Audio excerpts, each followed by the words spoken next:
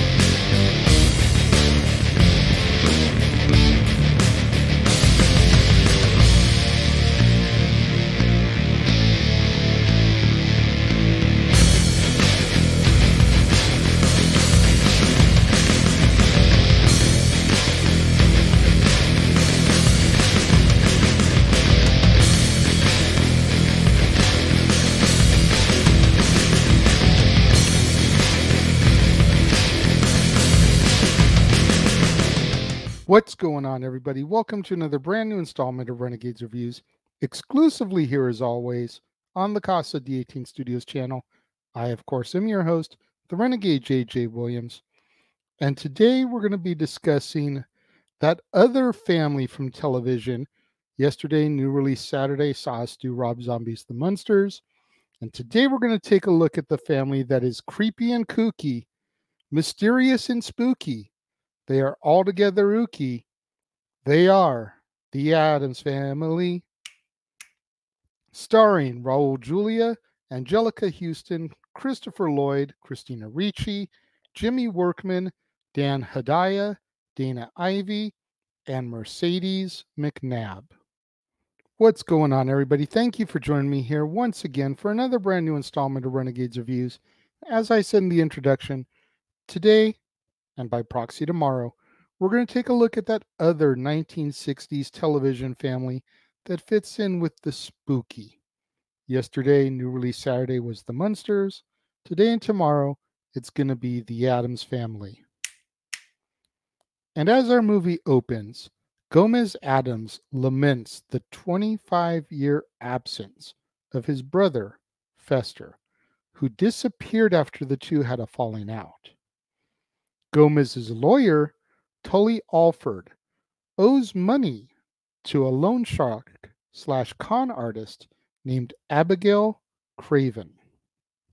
When Tully notices that Abigail's adopted son, Gordon, closely resembles Fester, he proposes that Gordon poses Fester in order to infiltrate the Addams household and find the hidden vault where they keep their vast riches.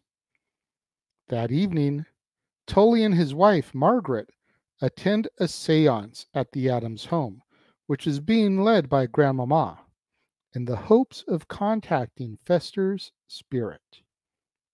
During the seance, Gordon arrives, posing as Fester, alongside Abigail, who is posing as a German psychiatrist named Dr. Greta Pinderschloss, who tells the Addams family that Fester has been lost in the Bermuda Triangle for the past 25 years, all the way until she found him tangled up in some tuna nets. Gomez, overjoyed to have Fester back, immediately takes him to the family vault in order to view home movies of their childhood. Gordon is able to learn the reason for the brothers' falling out, as Gomez was jealous of Fester's success with women, and as a result, wooed the conjoined twins, Flora and Fauna Amor, away from him out of envy.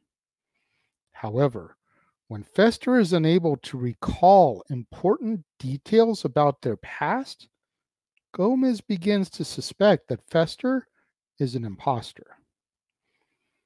When Gordon attempts to return to the vault, he is unable to get past a booby trap. Gomez's wife, Morticia, then reminds Fester of the importance of family among the Addamses and of their vengeance against those who cross them. Fearing that the family is getting wise to the con, Abigail, under the guise of Dr. Pinderschloss, convinces Gomez that his suspicions are due to displacement. Over time, Gordon begins to grow close to the Addams family, particularly to the children, Wednesday and Pugsley, whom he helps to prepare a swordplay sequence for a school play. Abigail insists that Gordon not attend the play, but after feeling deeply saddened by this, he attends anyways. After the play, Dr. Pinderschloss insists that Fester must once again leave. So the Addams family decide to throw a large party in Fester's honor, with their extended family and friends in attendance, during which Abigail plans to break into the vault. Now, Wednesday overhears Abigail and Gordon discussing the plan and escapes them by hiding in the family cemetery. Tully learns that as the elder brother, Fester is now the executor of the Addams estate and therefore technically owns the entire property. With the assistance of Judge George Womack, whom Gomez has repeatedly infuriated by hitting golf balls into his house window, Tully is able to procure a restraining order against the family, banning them from the estate. Gomez attempts to fight the order in court, but Judge Womack rules against him out of spite. Now, while Abigail, Gordon, and Tully try repeatedly but unsuccessfully to get past the booby trap that blocks access to the vault, the Addamses are forced to move into a motel and find jobs.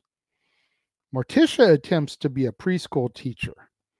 Wednesday and Pugsley sell toxic lemonade, and Thane, the family's animated, disembodied hand, becomes a courier.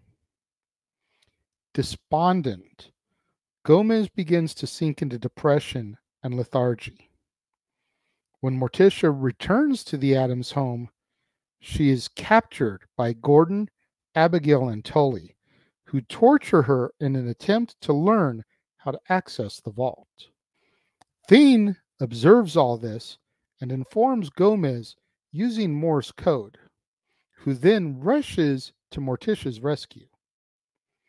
Abigail threatens Morticia's life if Gomez does not surrender the family fortune. Fed up with his mother's behavior and constant berating, Gordon turns against her. Using a magical book which projects its contents into reality, he unleashes a hurricane into the house, which strikes his own head with lightning and launches Tully and Abigail out of a window and into open graves that were dug for them by Wednesday and Pugsley. 7 months later at Halloween, the family states that Gordon really was Fester all along. The previously made up story about Fester being found in the tuna nets after being lost in the Bermuda Triangle was all true. Fester had just suffered from amnesia the entire time and only recovered his memories after being struck by the lightning. With the family whole once again, they play Wake the Dead as Morticia informs Gomez that she is pregnant, and our movie comes to its end. The Addams Family, man, is one of those 90s classics. I remember going and seeing both these films in theaters when they came out. I loved them. I adored them then. I still love them and adore them now. I think Christopher Lloyd did amazing walking that line between Gordon and Fester throughout the entire movie until he got his memories back. He did so good trying to fool the family to the point where he started to fool himself and come to find out that he really was Fester all along. Raul Julia is Gomez Addams to me. Nothing against John Astin, who played Gomez in the 60s. Nothing against the Wednesday TV series coming on Netflix. Raul Julia is who I think of when I think of Gomez Addams, as is Angelica Houston when I think of Morticia. So many people out there fantasize and romanticize the love and the relationship between Joker and Harley. And man, I don't usually use this kind of language on my show, but fuck that. Keep it. I want to love like Gomez and Morticia. That is the kind of love and relationship that I want. You want that Joker Harley abusive type of relationship? That's on you.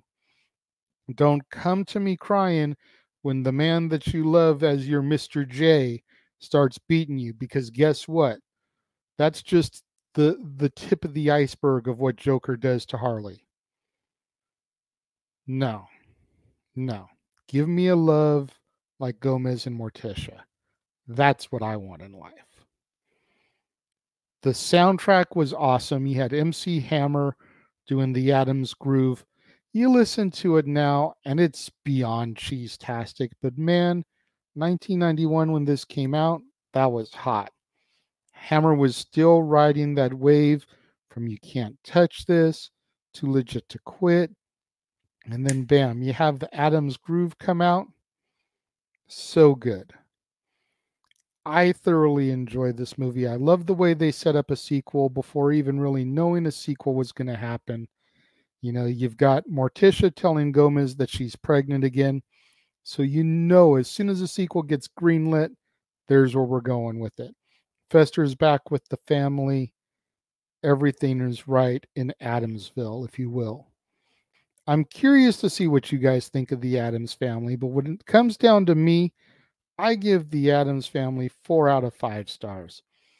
I think it's damn good. I think it stands the test of time. I love it. It's one that I watch every year around this time of year. What about for you? Let me know. If you're watching the premiere, leave your thoughts and comments over here.